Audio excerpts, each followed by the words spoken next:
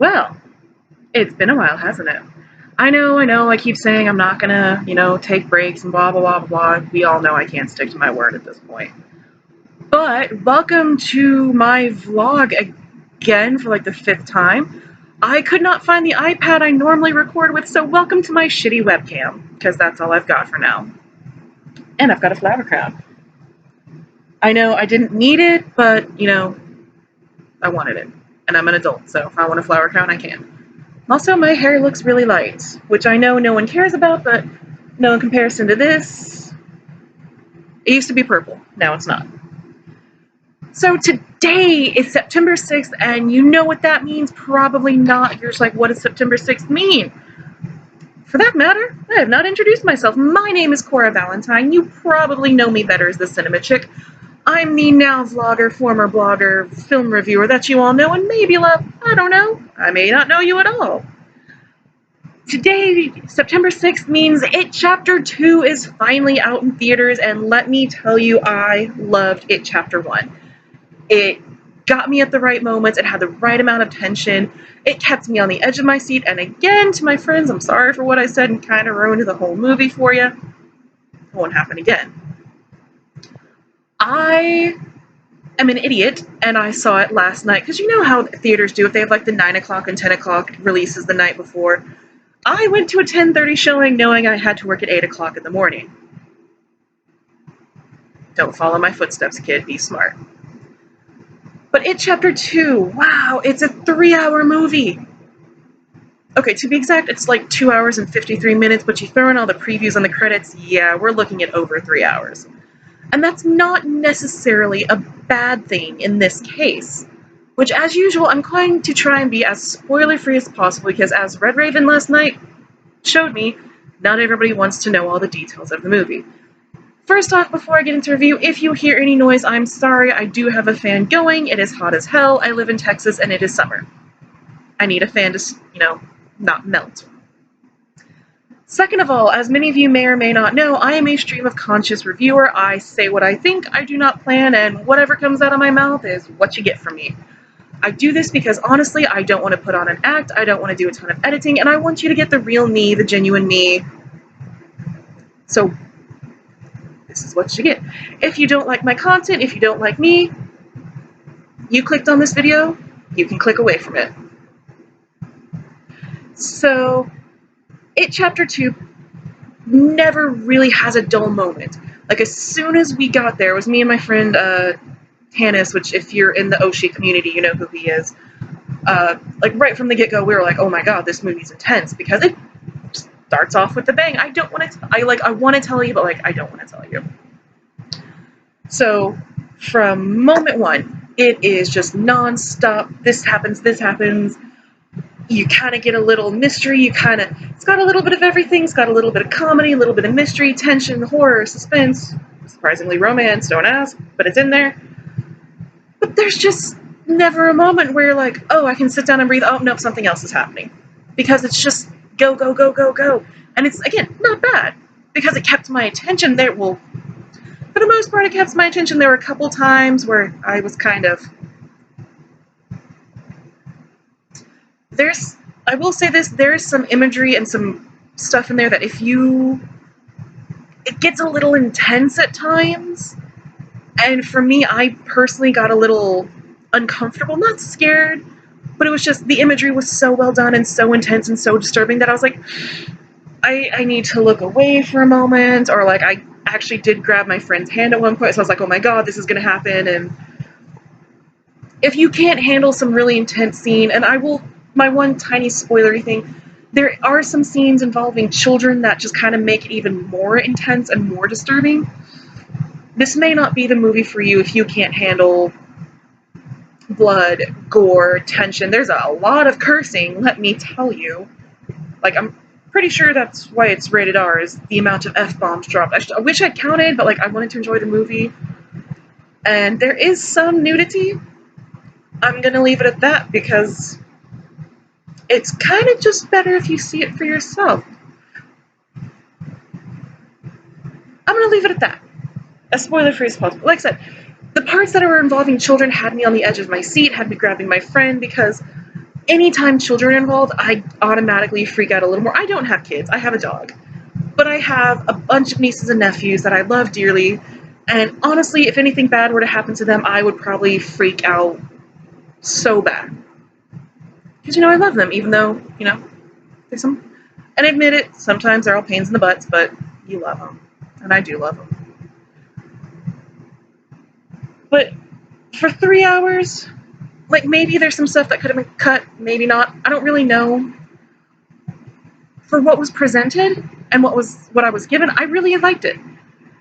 They did leave some loose ends, which I'm like, okay, I don't like loose ends. But at the same time, it's not something that bothered me. They present here's the Losers Club now, 27 years later, how they go back to Derry, which is not really spoilery because A, they talk about this in the trailer, and B, you knew they were from Derry, you knew they were the Losers Club, you saw chapter 1. Good. So they go back, obviously, if they have to fight it, because it's back. I feel weird just calling it, because it's such a vague pronoun. The clown, which, oh my gosh, let me... I do not like clowns. I am terrified of clowns. Legit, no. I was in a haunted house once, and a friend of mine was in there, and she was dressed as a clown, and I nearly punched her in the face because I was so scared. I don't like Pennywise because he's a clown. But he's a good, menacing character, so I appreciate him, but no thank you. But I mean, honestly, let's just also appreciate Bill Skarsgård as Pennywise. He's kind of awesome, not gonna lie. The grown-up cast was pretty good. You have Bill Hader, James McAvoy, Jessica Chastain, and I do like the energy they brought to the characters. I like the emotion they brought to the characters. Were they the best choices? Probably not. But again, for what I got, I enjoyed it. There are a couple times I got a little confused, why is this happening? I probably should go back and rewatch it chapter 1 so that I can remember certain elements. My biggest problem was you have 6 characters or so. I kept mixing up 3 of them. Because, obviously you know who Bev is. Obviously you know who Mike is. Ben, no spoilers, but yeah. And then there was Eddie, Richie, and Stanley.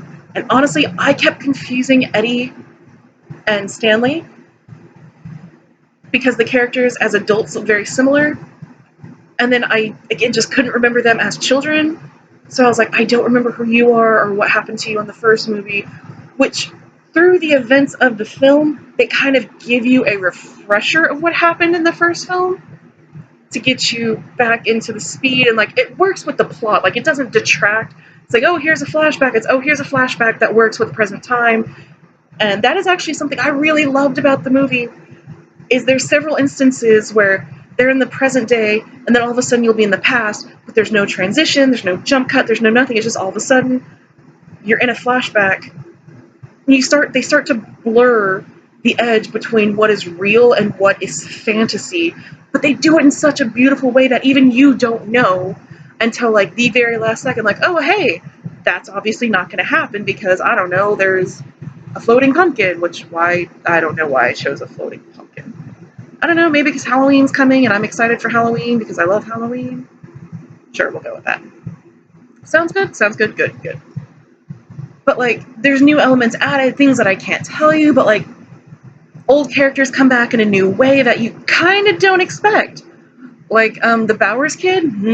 Wow, that was kind of intense, kind of cool, but, also, if you can hear that, that is my washing machine, because I stupidly started it right before I did this. I intended to start it after, but there's a thing that's happening. Also, my dog is in my bathroom because, I don't know, he's a weirdo like that. He likes the bathtub. As long as he's not getting a bath, he likes the bathtub. He's a strange dog. I mean, I liked it, chapter 2. I highly recommend it, especially if you saw the first hit, if you saw the 1990s Tim Curry version, if you've read the book, which there's some cameos in there that you should be on the lookout for because they are just amazing and, so well placed. There's some inside jokes in there that are really funny. The loose ends, now that I think about it, they're not that important to the plot, but hey, sometimes the ending of your story sucks. You'll understand when you see the movie. Like, on the thing that bothered me the most, and this may be a personal thing, you may be agreeing with me in this. Again, it was 10:30 on a Thursday. Obviously, today's a school day because it's Friday. Why would you bring your, like, 6-year-old kid to a 10:30 showing of It Chapter 2? Do you want to traumatize your kid? Do you want to, like, permanently make them afraid of clowns? Because that's what you're doing. And not only that, but the kid obviously didn't know theater etiquette, so the kid was loud and shouting and just being obnoxious the whole time. And I'm sure there's a reason. Maybe I don't know the whole story, but, like, just, no, dude, shut the hell up. And then when we left, it was literally like they had taken, like, 5 bowls of popcorn and just, like, dumped it on the floor because it was just everywhere. And then we had to walk through it, so thanks, person.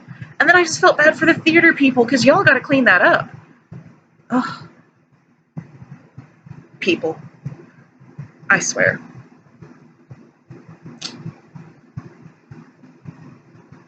They kind of leave it a little open-ended. And I say kind of because, yes, you do get a lot of things wrapped up. You do get a lot of chapters closed. But then also, you're kind of left wondering what could happen next. Like, this person goes here, well, what could happen to them? Is there a possibility it could come back? Which, honestly, I don't think Stephen King would ever write a sequel to this. I don't think we're going to have, like, It Chapter 3 or 4. I don't think it would be necessary. And honestly, I don't think anybody wants it because we're kind of tired of sequels and prequels and spin-offs. We want original content, which we're not really going to get, but we're going to try. I mean, maybe an It prequel could be fun, but they kind of hit on that in the movie. I don't know. Something to think about.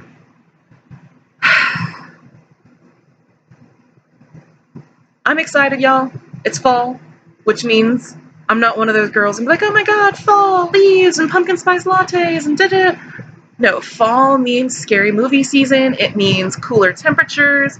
It means we are about to start the Oscar season. For those of you who don't know, Oscar season is when they start releasing the best of the best of the best, the stuff that will make you cry, laugh, cheer. And then we're going to hit the Oscars, and I may or may not do something for the Oscars this year. I haven't decided. Well, you know what I mean, next year, because, they're done for the year. I can't wait. I'm going to take my niece to see Frozen 2. Zombieland 2 is coming out. I'm going to go see Downton Abbey with Fry, because she got me hooked on Downton Abbey, and I kind of admit I like it. It's not my favorite show. Like, I wouldn't go back and watch it, like, multiple times, but, like, I'll watch it. It's not as bad as I thought it would be. And then, oh gosh, the Walking Dead movie's going to be coming out. We're going to see what happened to Rick Grimes after he got taken in the helicopter by, oh gosh, I forgot her name.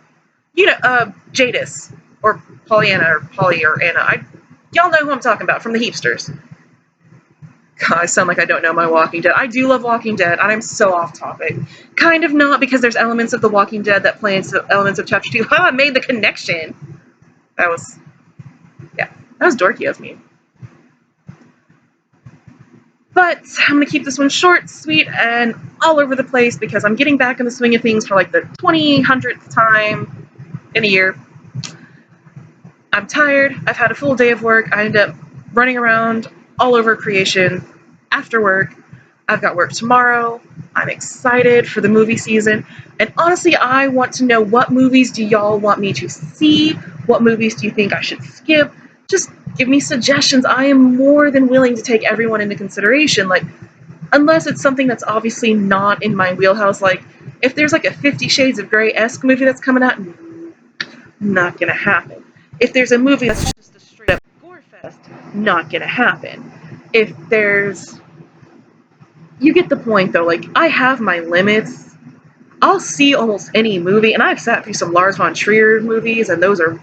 If you've seen Nymphomaniac, you know what I'm talking about. But until next time, give me suggestions, give me some feedback, and remember, in Derry, we all float down here. Bye, guys.